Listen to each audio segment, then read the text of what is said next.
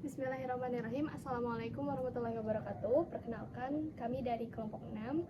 Saya Yusi Agnia Rahmani dengan NIM 240103049. Saya Fahri Arisman dengan NIM 240103039.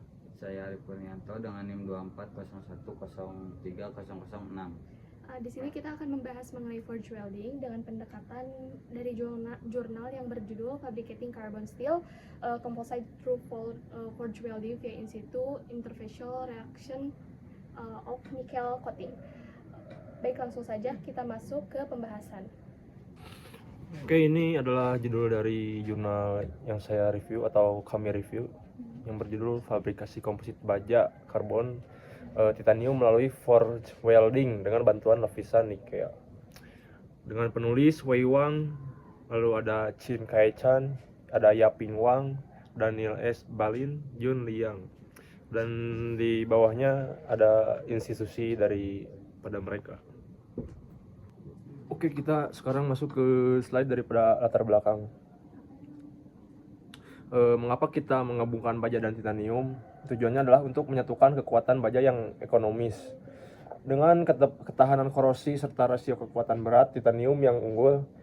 Namun, tantangan utamanya adalah munculnya fasa intermetalik yang getas dan fenomena dekarburasi yang seringkali membuat sambungan gagal atau patah.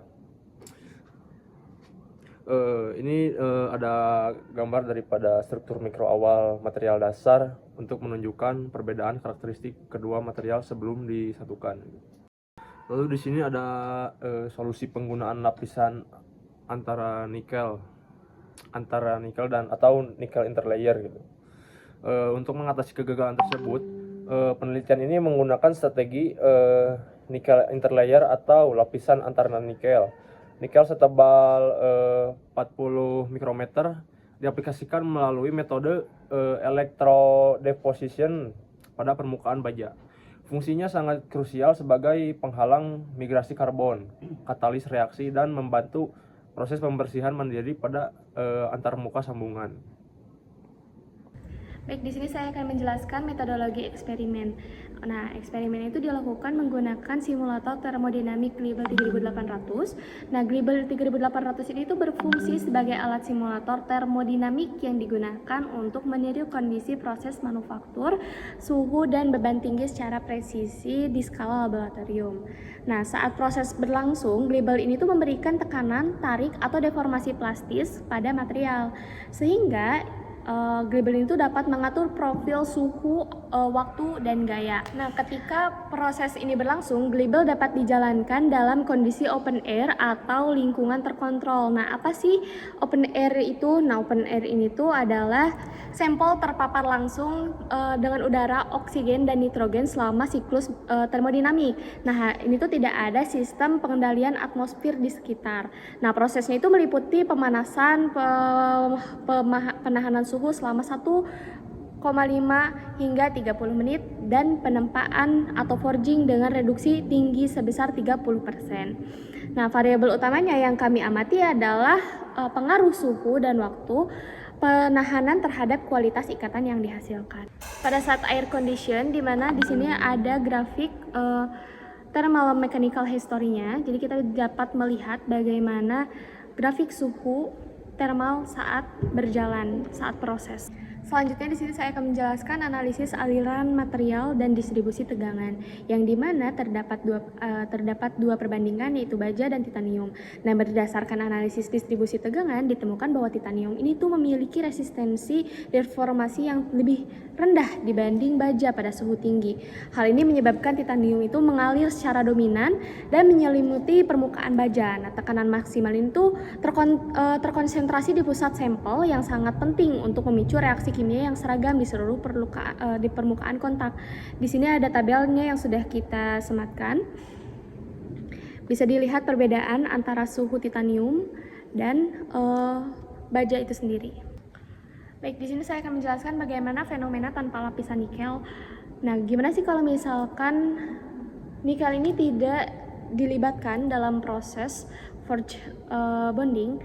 Nah, karbon dari baja ini tuh akan berdiskusi secara agresif ke sisi titanium dan memberikan lapisan titanium cartridge. Sebelumnya saya sudah menjelaskan mengenai air condition. Nah, ketika tanpa interlayer nikel, open air condition ini tuh akan menyebabkan terbentuknya titanium cartridge yang rapuh. Lalu lapisan rapuh ini bertindak sebagai jalur patah sehingga sambungan akan mengalami kegagalan getah seketika saat diberi beban mekanik. Dengan interlayer nikel ini, meskipun dilakukan open air, oksidasi dapat diminimalkan dan kualitas ikatan tuh meningkat, terutama pada suhu optimal misalnya 1000 derajat Celcius. Kemudian mekanisme reaksi pada 1000 derajat Celcius. Pada suhu optimal 1000 derajat Celcius terjadi fenomena luar biasa, yaitu lapisan nikel dan titanium membentuk fase cair autektik untuk sementara yang melarutkan oksida dan kontaminan. Di bawah tekanan tempa, cairan ini terdorong keluar ke tepi sampel, sehingga lapisan nikel tereliminasi sepenuhnya dan menyisakan kontak atomik langsung yang bersih antara baja dan titanium. Lalu ada hasil dan kesimpulan. Hasilnya sangat signifikan. Sambungan yang dihasilkan bersifat seamless atau tanpa celah. Kekuatan tarik rata-ratanya mencapai 202,3 MPa, jauh mengguling pengelasan tanpa nikel. Sebagai kesimpulan, metode forge welding dengan bantuan lapisan nikel setebal 40 mikrometer pada suhu 1000 derajat Celcius adalah solusi efektif untuk memproduksi komponen komposit ringan dengan integritas struktural yang tinggi bagi industri otomotif dan kedirgantaraan. Baik, begitu saja yang dapat kami sampaikan. Mohon maaf bila ada salah-salah kata. Terima kasih. Wassalamualaikum warahmatullahi wabarakatuh.